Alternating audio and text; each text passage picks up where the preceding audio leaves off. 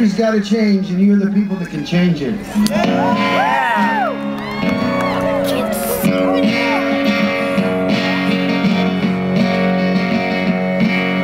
Well, I can stand beside, I do anything right. And I can stand beside, yeah, I do stand and fight. I do believe there's a dream for everyone. This is our country.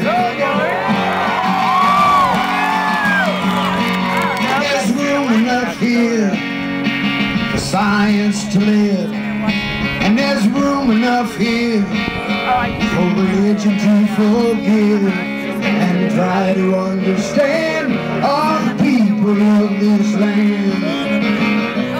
This is our country. From the East Coast to the West Coast, down Dixie Highway, back home. This is our country. And poverty could be just another ugly thing, and bigotry would be seen only as obscene. And the ones that run this land help the poor and common man. This is our country. From the East Coast to the West Coast, down the Dixie Highway, back home. This is our country. Well, the dream is still alive, and someday it will come true. And this country, it belongs to folks like me and you. So let the voice of freedom sing out through this land. This is our country. Now let's sing this last chorus together, alright? From the East Coast to the West Coast, down the Dixie Highway, back home. This is our country.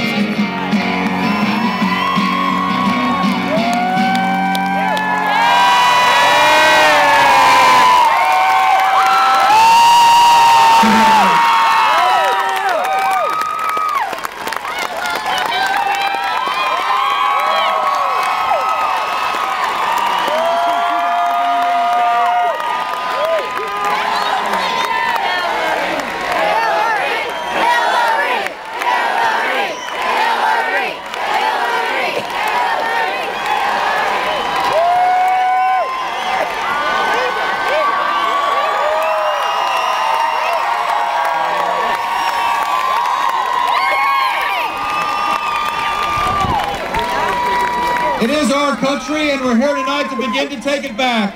Yay!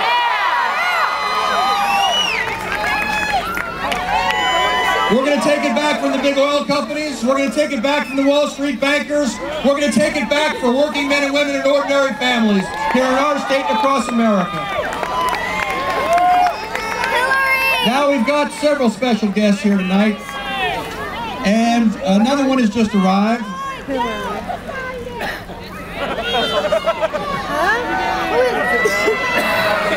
Right. Well, he's going to be here in just a minute. You know, those of us here tonight know him as Hillary's husband. Some people might call him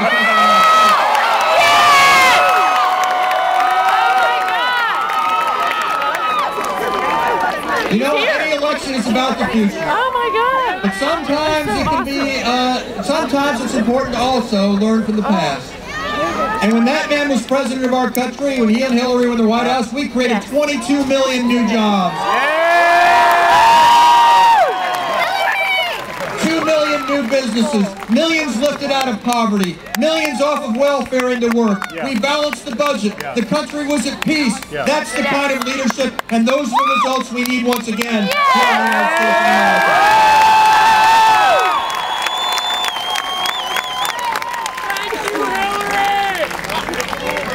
Now, before we made our first trip back home, Hillary asked me, she said, "Evan, what do you think? What should I do?"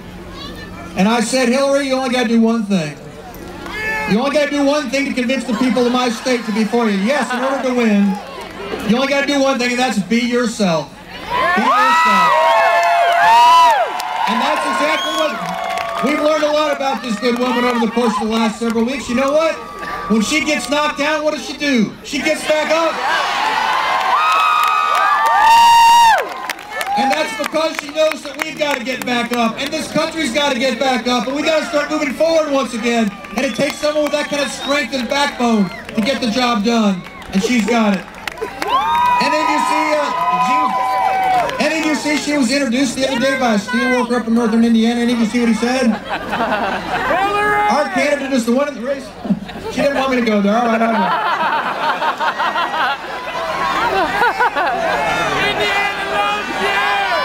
All right. Well, let me just conclude by saying this. And I'll introduce her, and then when the former president, or we got the next president here, when the former president arrives, we'll bring him up too. But I'll just end up by saying this. We're hiring somebody to do the toughest job in the United States of America and possibly the world. We need someone who is smart and strong and experienced. So when you go into those voting booths, here's what I want you to think about. I want you to think about your children and their futures.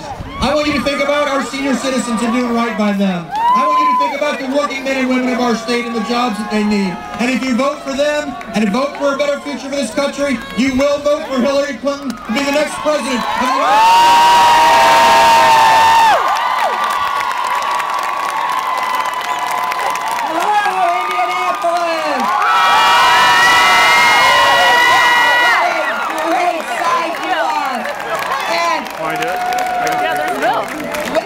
Come on, Bill, come on up and take a look at this great crowd.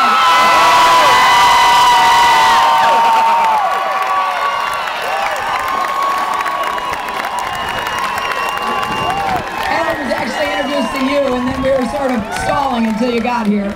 He's been to how many places in Indiana today? Only 6 today, but 39 total, and they're all going for Hillary on Tuesday.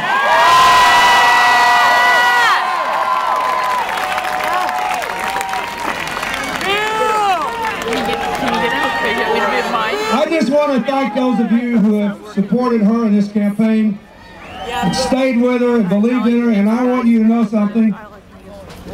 Evan Bayh owns me for life. He has really done a great job. I'm so proud of him. And I want Hillary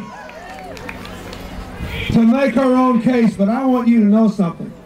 At every place in Indiana I have been, there has been somebody there with a personal story about why they need a president. Last night I met a young woman with 6 children who lost her job. She said, "I'm here because Hillary's going to help me go back to school, get a better job, and I'm here because I lost my mother to cancer and she didn't have any health insurance. I want a president." I have heard 100 stories like that in Indiana. You should vote for America's future, to bring back the middle class and give our kids a future. She's the best candidate I have ever supported.